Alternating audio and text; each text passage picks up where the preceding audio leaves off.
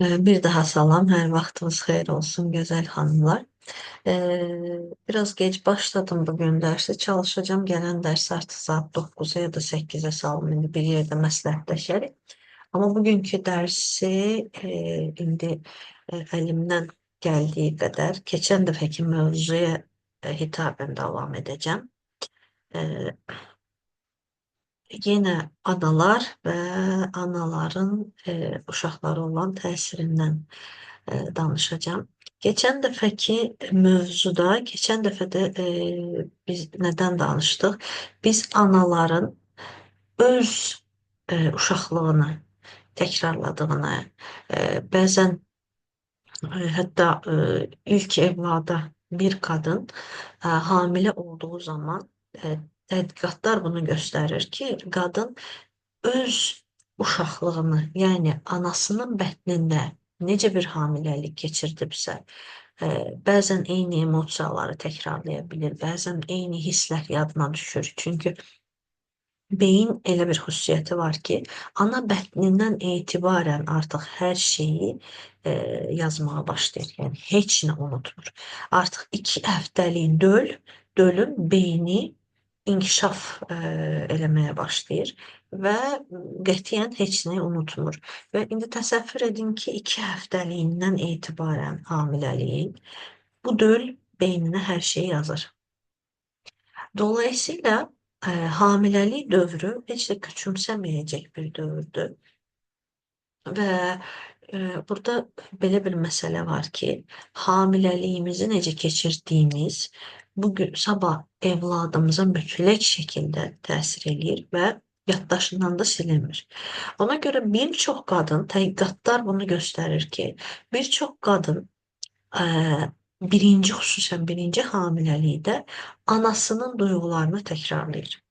Eee, xüsusən əgər evladı qızdısa, özü də qız idi ana bətnində, orada 2 qat daha çox təsir göstərir. Hətta bəzi tədqiqatlar, bəzi hamilələr də bunun müşahidə olunub ki, ikinci evlad qız olanda ana o öz körpəlik, o hamiləlik, anasının hamiləliyi daha çox büruzə verir. Yəni, xüsusən qız evladına bir çox şey daha çox ötürülür. Dolayısıyla biz analarda bir evlat olduğumuzu yadımızdan çıxartmamalıyıq. Biz analar da bir uşaqlıq, bir körpəlik keçirdiyimizi yadımızdan çıxartmamalıyıq və bu körpəliyin necə keçib, biz körpə olduğumuz zaman bizə necə rəftar eləyiblər, biz necə bir ailədə böyümüşük, anamızın atamızın olan rəftarı, atamızın anamıza olan rəftarı necə olub? Bütün bunlar necə ki biz öz evladımıza köçürdürük, eynən bizim valideynlərimiz də, yəni bizim anamız da bizə köçürmüş olub. Dolayısıyla biz uşaqlarımıza olan rəftar heç də təsadüf deyil. Yəni biz bunu mütləq şəkildə hardasa öyrənmişik. Bəli, artıq 21-ci əsrdə müəyyən terapevtik tədqiqatlar da onu göstərir ki, bir çox psixoloqlar öz təcrübəsindən də paylaşır ki, o qadınlar ki, evlənmədən öncə ya da ən azından uşaq dünyaya gətirməmişdən öncə terapiya alırlar, bu terapiyanın nəticəsində onlar şuur altında valideynlərin oturtduğu bəzi tabular, yəni bəzi köklü düşüncələrdən azad olaraq artıq təmiz bir şəkildə hamiləliyə başlaya bilirlər. Ki bu mənim öz praktikamda da mən bunu müşahidə eləmişəm ki, həqiqətən ana olmağa çalışan qadınlar ki, onlar ki terapiyaya, hətta belə deyim, korona dövründə biraz çətin dövr idi o dövr. Biz bir psixoloq yoldaşımla hamilələrə belə bir təlim keçmişdik və o hamilələrin daha sonra hətta hələ də Instagramda izlədiyim ana var ki, o evladını dünyaya gətirdi. Həmin o terapiyanın, həmin o təlimin nə qədər çox təsirini və nə qədər çox, e, necə deyirlər, o uşağına olan münasibətində çox xeyrini gördüyünü bildirmişdi. Hərçənd terapiyaya başladıkları zaman biz onları, hamilələri test eləmişdik və bəli, təşviş, necə deyirlər, e, təşviş səviyyələri bir xeyli yuxarıda idi. Amma terapiyanın, qrup terapiyadan, təlim terapiya idi. Qrup terapiya təlimdən sonra, bitəndən sonra bir xeyli təşvişləri azalmışdı. Yəni burada belə bir məsələ var ki, gözəl insanlar. Biz bir ana olsaq da, ya da ana olmağa hazırlaşsaq da, bunu yadımızdan çıxartmamalıyıq ki, biz özümüz də evladıq. Və valideynimizlə qarşılıqlı bir münasibətimiz var. Ki, misal üçün, keçən dəfə də deyəsən demişdim, yoqaların e, belə bir, necə deyim, onların bir adəti var. Adət deməyəydi, o da əslində bir ibadət növüdür. Hərçənd onu bir, ruslar ona slujeniya deyirlər. Yəni o da bir, əsas onların həftəlik tapşırıqları olur və bir tapşırıqları var ki, hər cümə günü öz köklərinə, analarına, atalarına, daha çox da analarına təşəkkür edirlər varlıqları üçün. Rəhmətə gedənlərə bir şəkildə dua eləyirlər onların ruhlarına ya da qəbirstanlıqda ziyarət eləyirlər. Sağ olanlara isə mütləq şəkildə vaxt keçirdirlər və onların qulluğunda dayanırlar. Və bunu niyə elədiklərini açıqladıkları zaman belə açıqlayırlar ki, hər 5-ci gün biz öz valideynlərimizi, öz köklərimizi yad eləyərək öz varlığımıza əslində şükr eləyirik. Çünki biz də həmin o köklərə aidik. Baxın, burada çox önəmli bir nüans var. Bunu yoqalar eləyəndə okeydir. Halbuki İslam dini də bizə nə buyurur? Deyir ki, valideynə hörmət göstər və misal üçün, rəhmətə gedənləri həftədə bir dəfə ziyarət elə, ya dua elə, sağ olanlara mütləq qulluğunda dayan. Biz bunu niyə eləyirik? Əslində, burada belə bir nüans var ki, biz bunu özümüz üçün eləyirik. Çünki biz həmən o köklərdən gəlirik və kökünü rədd eləyən, kökünü inkar edən, daha doğrusu, kökünü inkar eləyən insan, demək ki, hardasa özü ilə də, yəni öz mənliyi ilə də hardasa dava eləyir. Çünki genetik olaraq o kökün daşıyıcısıdır. Genetik olaraq o kökün davamçısıdır. Və oradakı inkar.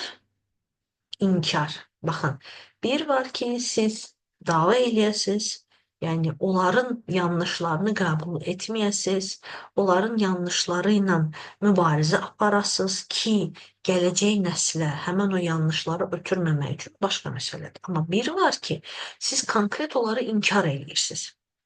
Və bu inkar və bu inatlaşma, bu əslində öz köküvə, yəni öz sənin verəcəyi, elə bil ki, belə düşünəydi. Biz bir ağacıq, bizim köklərimiz anamız, valideynlərimiz, nənələrimiz, babalarımız ikən, meyvələrimiz isə bizim evladlarımızdır və onların evladlarıdır. Dolayısıyla kökünü inkar eləyən ağac meyvəsindən də bar gözləyə bilməz. Və burada belə bir məsələ var ki, çox önəmli bir məqam var ki, kökünü inkar etmək əvəzinə kökünü anlamaq lazımdır. Niyə anlamaq lazımdır? Kökünü araşdırmaq lazımdır. İnsan kökünü araşdırmalıdır və anlamalıdır ki, gələcək nəsillərə həmən o kökün verdiyi zərərlərini daşımasın. Hətta bilmirəm, görmüsünüz ya yox, belə bir video çəkilmişdi. Çayı tökürlər, 4-5 dənə stəkandır. Çayı bir öbür stəkana tökür, bir öbür stəkana dökür. Yəni heç bir şey dəyişmir. Çay, yəni həmən o çirkli ya da çirkli su belə deyək, qara su təkrarlanır ta ki bir stəkan o qara sunu ləğv eləyir özündən, qırağa çəkir, onun əvəzinə elə bir ki, o birisi stəkanı ağ suyu ta təmizlənənə qədər ağ suyu tökür və o qara su çıxıb gedir və təmizlənir. Yəni biz həmin o kökü qəbul eləmək nə deməkdir? Yəni mən onların yanlışlarını qəbul edib təkrarlayıram deyil. Mən onları qəbul eləyirəm ki, bəli, mənim köklərimin müəyyən səhvləri var. Səhvsiz insan yoxdur. Bəli, mən o səhvlərin fərqindəyəm. O səhvlərin məndəki olan təsirini görürəm və o təsiri təmizləmək üçün cəhd eləyirəm. Və indi baxın, niyə valideynlər daha doğrusu öz üzərində çalışmalıdır ki, evladlarına doğru təsir edə bilsinlər? Niyə valideynlər öz üzərində özlərini təmizləməlidir ki, evladlarına doğru bir şəkildə doğruları ötürsün? Burada bu çox önəmli bir nüans var, bir məqam var ki, biz özümüzü təmizləməsək, istər-istəməz köklərimizin bizə verdiyi zərəri o uşaq ana bətnimizə düşdüyündən etibarən kişilərdə də beldən gəlir də 40 gün kişinin bədənində formalaşır uşaq. Daha sonra qadının bədəninə ötürülür. Bax o 40 gün o kişinin bədənində kişi nə yedi, nə içdi, nələr danışdı, hansı hərəkətlər elədi, özünü necə aparır. O da öz valideynlərin təsirindən, yəni köklərinin təsirini genetik olaraq ötürür. Və burada ona görə də o özü, baxın, burada bizim dinimizin bizə öyrətdiyi çox gözəl bir dərs var. Deyir, uşaq dünyaya gətirmədən əvvəl yaxşıdır ki, kişi 40 gün yeməyinə, içməyinə, hətta mümkünsə oruç tutsun, ibadətinə bir fikir versin. Niyə eləyir bunu? Yeməyinə, içməyinə fikir versin. Bacardığı qədər halal yesin, ya da təmiz yesin, faydalı şeylərdən yesin. Niyə? Çünki əvvəl atada formalaşır nütfə. Sonra nütfə də təmiz olmalıdır ki, ananın bətninə ötürülür. Daha sonra da ana bətnində olduğu müddətcə uşaq 9 ay, baxın 9 ayın xüsusi hər ayın özünə uyğun bir əməli var. Və o əməllərin açıqlaması da var.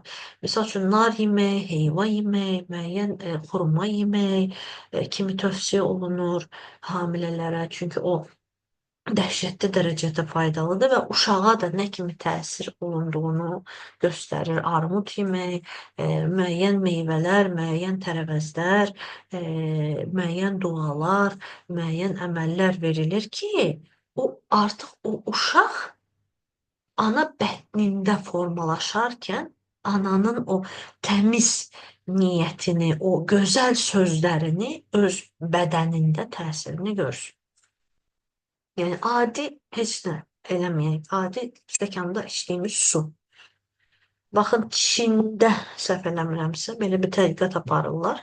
Suyun üstünə 5-10 nəfər otuzdururlar və suyun üzərinə hərəsinə hər adama deyirlər ki, sən filan sözləri dinən, sən filan sözləri dinən. Kiməsə deyirlər kin küdrəti vüqus, kiməsə deyirlər söyüş, kiməsə deyirlər, nə bilim, pis niyyətli sözlər danış.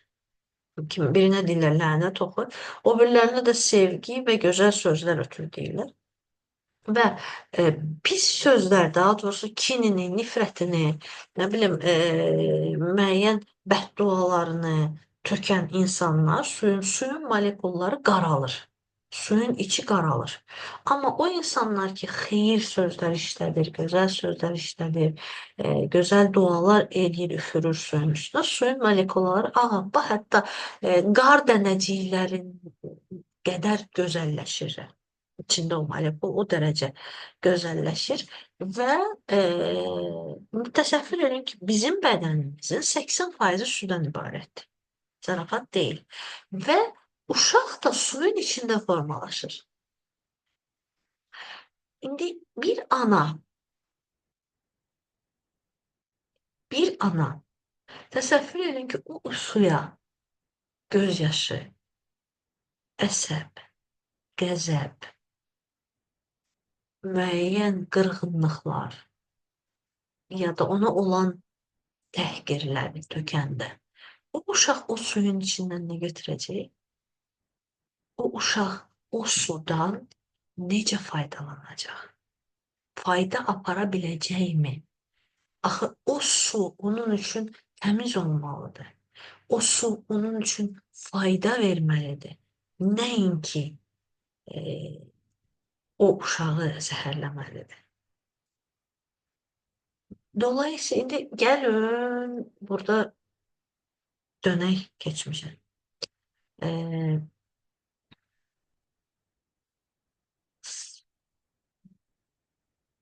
Nəsilləri elə ayırıblar da, X nəsli, hardasa 1970-lərə qədər olan nəsil, onlardan qabaqki nəsil də var.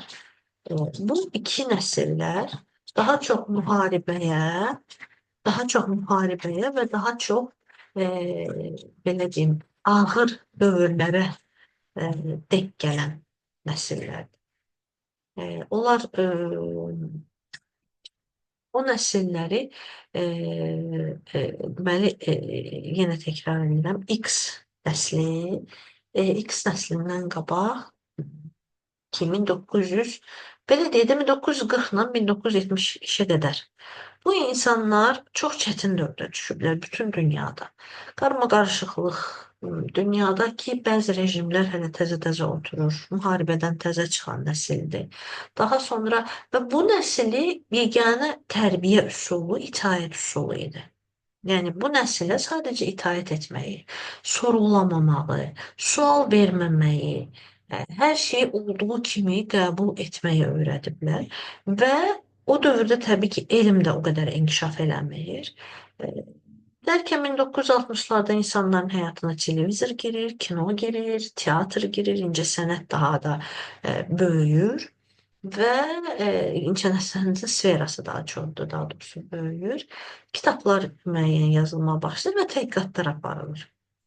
Ona görə 1980-lərə qədər ki insanlar hələ ki elmdən biraz uzaq, elmin hələ təzə-təzə inkişaf elədiyi dövrdə böyüdükləri üçün onlar sadəcə hörməti biliblər, itaəti biliblər. Bəli, hörmət üstün səviyyədə olub onlarda, istər necə deyirlər, böyük, kiçik, xanım, xatınlıq, bəy, bəylərin özlərini aparmağı və s. Amma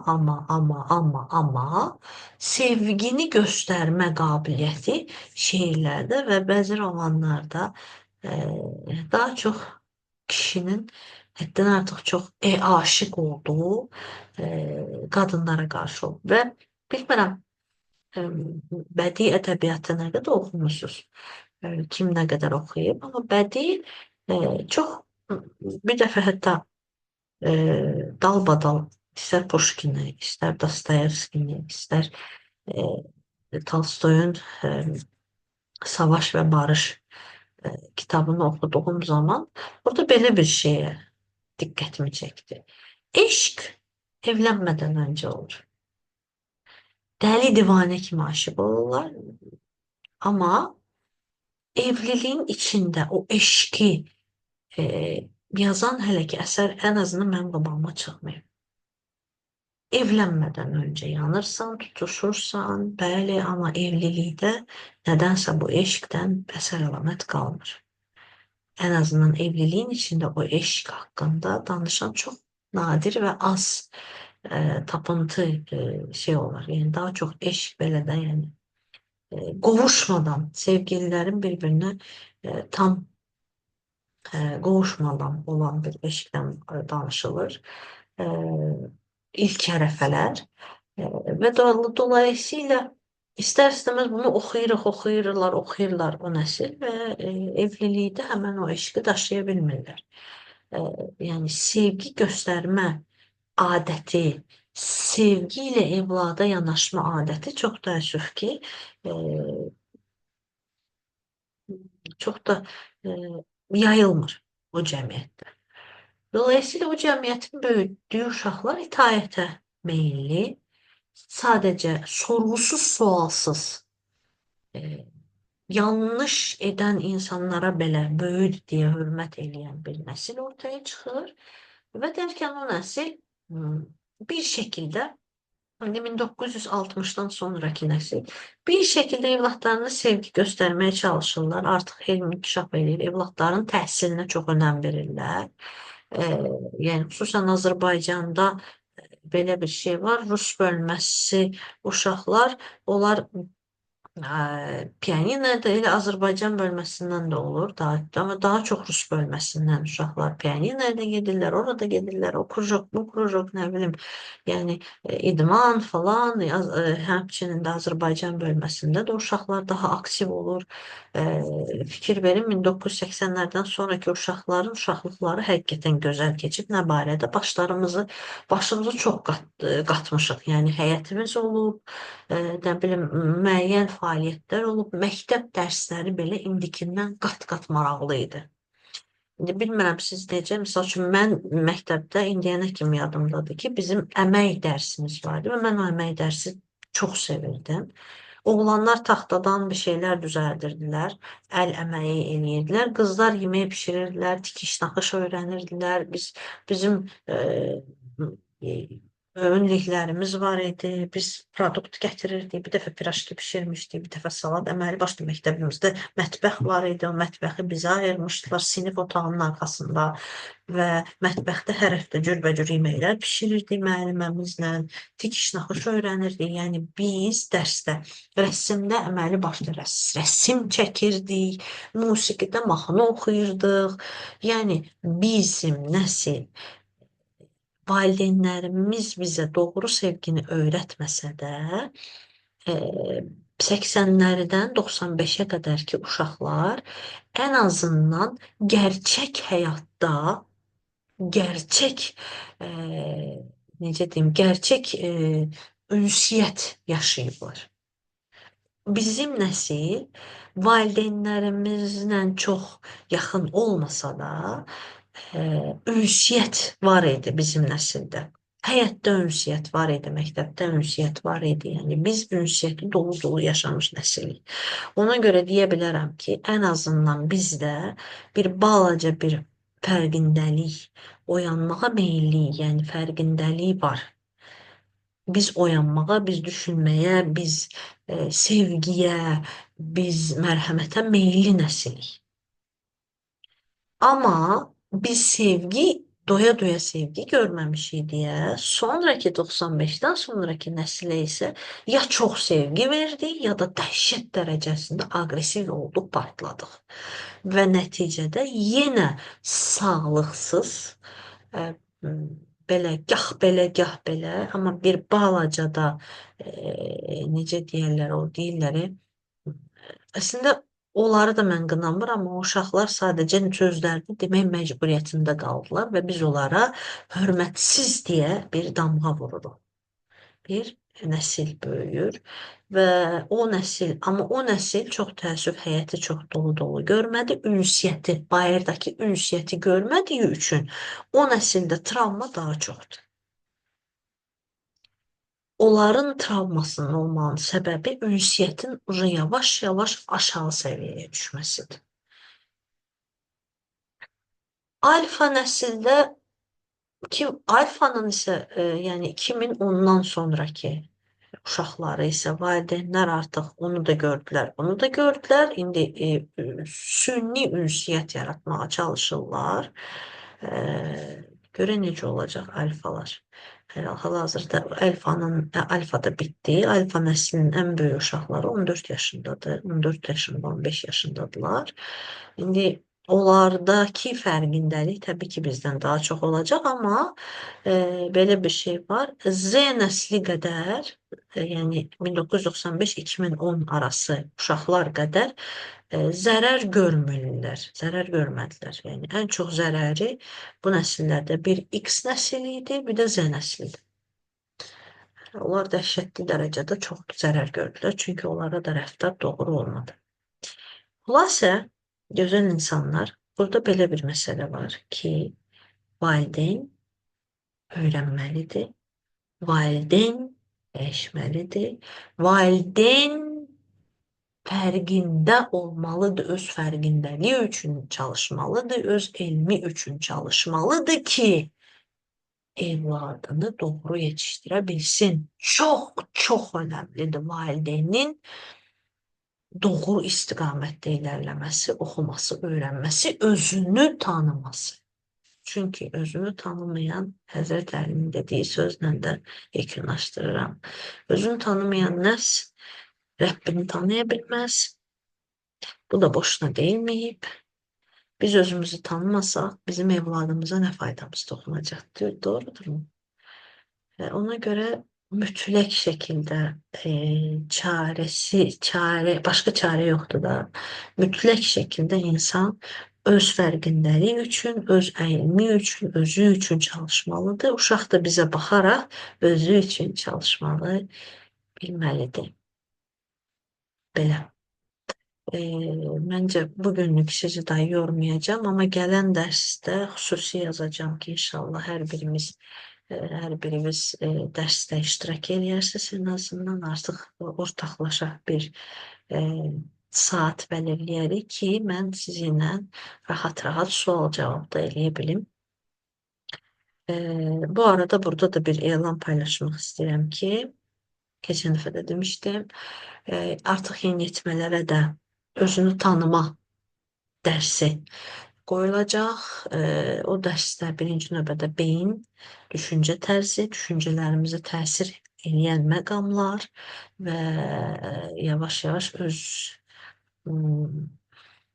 yəni özümüzü tanıma, özümüzü öyrənmə dərsinə yeniyetmələri də cəlb edəcəm inşallah. Təbii ki, siz valideynlərin köməyi ilə belə düşünürəm ki, bugünlük bu qədər, amma gələn dərsdə inşallah artıq sual-cavablarla da davam eləyərik. Bir də son olaraq da bu dərsi dinlədiyimizdən sonra əgər sualınız olsa, lütfən, lütfən, lütfən suallarınızı mənə yönləndirin. Mən də canla başla onlara cavab verim. Ki gələn dərsdə artıq yavaş-yavaş uşaq beyninə inşallah keçid edəcəyik. Görüşərik, sağlıqla qalın.